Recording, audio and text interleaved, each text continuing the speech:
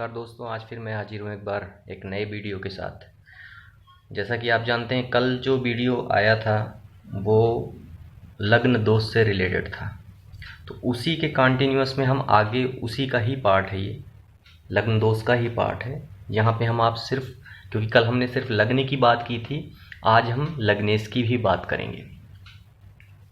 तो उसी का कंटिन्यूअस है, लग्नेश दोष हम देखेंगे आज। तो जैसे कि वहाँ पे मैंने 5 परिस्थिति बताई थी कि किस कारण से लग्न कमज़ोर हो जाता है, और अगर लग्न कमज़ोर होता है तो कुंडली में चाहे जितना अच्छा योग क्यों ना हो, वो कहीं ना कहीं कमज़ोर हो जाते हैं।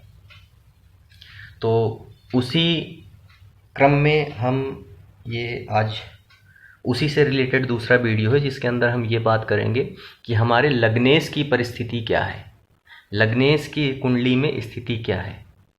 तो अगर लग्नेश कमज़ोर है, तो जैसा कि कल मैंने बताया था कि लग्न कमज़ोर है तो जो स्थिति वहाँ पे बनती थी वैसे ही सेम स्थिति यहाँ पे भी बनेगी। तो ये एक हम कुंडली लेते हैं एग्जाम्पल के लिए। पहला मान लेते हैं, यहाँ पे पहली राशि है, इसका मतलब मेष राशि है। तो मेष राशि के जो स्वामी होते हैं वो होते हैं मंगल देवता। तो अगर मंगल देवता हमारे लग्नेश हुए यहाँ पे, तो अगर मंगल देवता की सबसे पहला पॉइंट हमारा होगा ये चेक करने का कि भाई उनकी डिग्री क्या है। तो मंगल की डिग्री, अगर मंगल देवता की डिग्री 0, 1, 2 है, तो इसका मतलब मंगल देवता बाल्यावस्था में है। तो बाल्यावस्था हमारी कमजोर अवस्था मानी जाती है। इसके बाद 27, 28, 29, 30, यानी कि 28, 29, 30 डिग्री जो हमारी वृद्धावस्था मानी जाती है। तो अगर 28, 29, 30 डिग्री है तो इसका मतलब वृद्धावस्था में है। तो अगर लग्नेश हमारा 0 से 2 डिग्री या 28, 29, 30 डिग्री का हो, यानी कि वृद्धावस्था में हो, तो लग्न हमारा कमज़ोर माना जाता है। तो ये हो गई पहली अवस्था कि लग्न हमारा कमज़ोर है कि नहीं। तो अगर डिग्री वाइज हो गया। इसके बाद दूसरा जो पॉइंट होता है वो ये होता है कि अगर लग्न हमारा 6ठे, 8वें और 12वें नंबर हाउस में चला जाए। तो जैसे यहाँ पे देखें, लग्न हमारा क्या है, मंगल देवता। मंगल देवता की दूसरी राशि हमारी अष्टम भाव में आ रही है, वृश्चिक।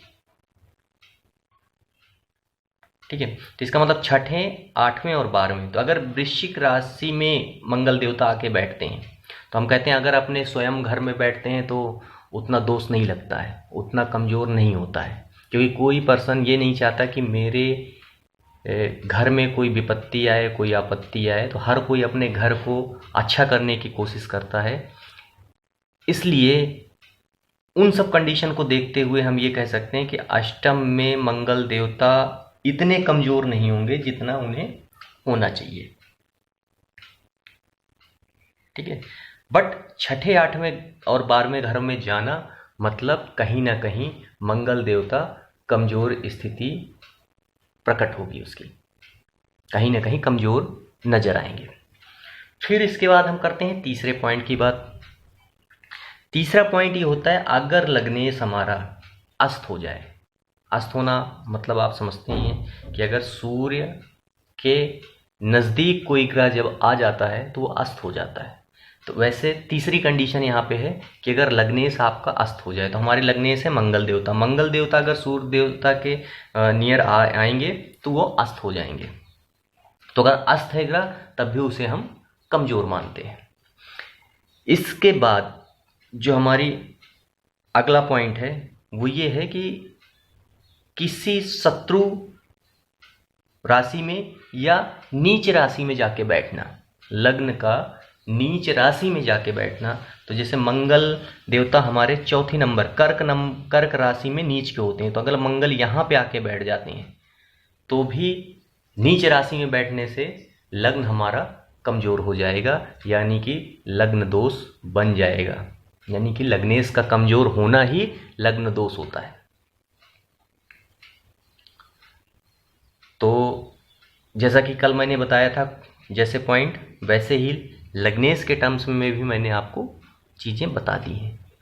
अब सबसे बड़ी समस्या ये आती है कि जैसे आप लोगों को कोई सूत्र एक बताया गया, तो आप लोग उसको अपनी कुंडली में लगा के देखना शुरू कर देते हैं, और एक पॉइंट मिल गया, कहते हैं ये तो मेरी कुंडली में बहुत बड़ी प्रॉब्लम हो गई, मेरे में तो ये दोष है।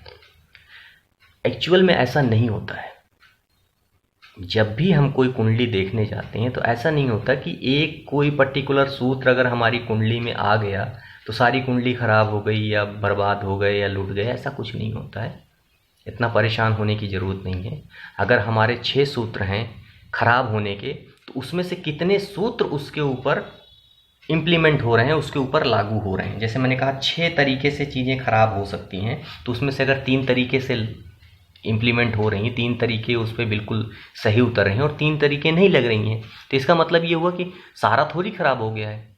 या कोई एक चीज़ बहुत ख़राब होने की वजह से कोई बहुत बड़ी बात नहीं हो। जैसे मैं एक एग्जांपल लेता हूँ, यहाँ पे सपोज़ यहाँ पे लग्न हमारा 16 डिग्री का है, लग्न 16 डिग्री का है, और लग्नेश हमारा कमज़ोर हो गया, नीच राशि में जाके बैठ गया। तो इसका मतलब ये थोड़ी है कि लग्न हम स्वयं बहुत कमज़ोर हो गए या बहुत ख़राब हो गए, क्योंकि एक भाव का जो रिजल्ट देने वाली चीज़ें होती हैं उसमें कई फैक्टर्स होते हैं। जैसा कि मैंने पीछे के वीडियो में बताया, अगर आपने पीछे पढ़े होंगे, पीछे वीडियो आपने देखे होंगे, तो आपको ये चीज़ें समझ में आएंगी कि एक हाउस, जैसे सपोज़ हमने कहा कोई भी समस्या है अपनी, तो वो किसी न किसी हाउस से रिलेटेड है, तो पहले हम उस घर के बारे में बात करते हैं। जैसे अगर हम स्वयं के बारे में बात करते हैं तो पहले लग्न के बारे में बात करेंगे। लग्न हो गया हाउस नंबर 1। फिर इसके बाद उस हाउस में जो राशि है उसके जो स्वामी हैं, स्वामी कौन हुए? लग्नेश। अगर लग्न है तो उसके स्वामी जो हुए लग्नेश। लग्नेश कौन से हो सकते हैं? राशि के जो पति होंगे, राशि के जो स्वामी होंगे। तो जैसे अगर यहाँ पे मेष, अगर हम मान लिए यहाँ पे हम लेते हैं मेष राशि, तो मेष राशि के जो स्वामी हुए मंगल देवता हुए। तो मंगल देवता की स्थिति क्या है? तो पहले लग्न हो गया, फिर लग्नेश हो गया। लग्नेश के बाद भी तीसरी स्थिति है कारक। तो इस हाउस के एक पर्टिकुलर कारक हैं। तो कारक कौन है इस हाउस का? आप पीछे आप जाके देखोगे तो आपको पता चलेगा कि कारक कौन है इस हाउस के। इस हाउस के कारक हैं सूर्य देवता। तो यानी कि हम 3 चीजें यहाँ पे एक घर को देखने के लिए 3 चीजें देखनी है। पहले लग्न देखना है, फिर लग्नेश देखना है, फिर उसके जो कारक हैं उनको देखना है। अब इसमें देखना है कि तीनों में कितने, लग्न मजबूत है, लग्नेश कमजोर है, कारक मजबूत है, तो इसका मतलब बहुत ज़्यादा कुंडली के ऊपर, आपके ऊपर असर नहीं आ रहा है। लग्न की बात करें हम, दूसरी कंडीशन क्या बन सकती है? लग्न बहुत कमजोर है, लग्नेश बहुत स्ट्रांग है, और कारक हमारा कमजोर है। तो इसका मतलब 33% या 30% जो है हमें फ़ायदा होगा, बाकी का 60% हमें नुकसान हो रहा है। तो एक आइडिया लगाते हैं। ऐसा नहीं होता कि एक पर्टिकुलर चीज़ खराब हो गई तो कुंडली के अंदर सब कुछ खराब हो गया, ऐसा दिमाग में नहीं लाते हैं, क्योंकि बहुत से सूत्र ऐसे होते हैं कुंडली में। ऐसा नहीं होता कि बहुत से ऐसे और भी सूत्र हैं जो एक दूसरे को बल देते हैं, एक दूसरे को बल प्रदान करते हैं। बहुत से ऐसी कंडीशंस बनती हैं जहाँ पे जो चीज़ खराब होती है वो अच्छी हो जाती है। जैसे एक एग्जांपल लेता हूँ मैं, सपोज एक शहर में लगभग एक ही टाइम पे अगर 20 बच्चे पैदा हुए, तो कुंडली अगर आप बनाओगे तो उसमें बहुत ज़्यादा फर्क तो नहीं आएगा। सबके हाउस सेम होंगे, सबके लगभग ग्रह भी वहीं पे बैठे होंगे, सबकी डिग्री भी लगभग वही होगी। मगर जब आप बच्चों की प्रकृति, बच्चों का स्वभाव, बच्चों का एजुकेशन, बच्चों का आगे का जब आप देखोगे तो बहुत डिफरेंस आ सकता है। तो ऐसा क्या कारण होता है कि जिसकी वजह से इतना कुछ बदल जाता है एक ही टाइम पे पैदा हुए बच्चों पे? जब हमारे प्रधानमंत्री मोदी जी पैदा हुए होंगे तो क्या उनके आसपास उसी पोजीशन पे और भी बच्चे पैदा नहीं हुए होंगे? अगर हुए हैं तो सब प्रधानमंत्री मोदी क्यों नहीं बने? वो इसीलिए नहीं बने क्योंकि उनका कोई ना कोई पॉइंट, कोई ना कोई चीज़ें जब हम सूक्ष्म में जाके, बहुत बारीक में जाके एनालिसिस करते हैं, तब हमें वो चीज़ें पता चलती हैं कि क्या रीज़न था कि प्रधानमंत्री मोदी प्रधानमंत्री बन गए और उन्हीं के साथ पैदा हुआ कोई और बालक वो प्रधानमंत्री नहीं बन पाया।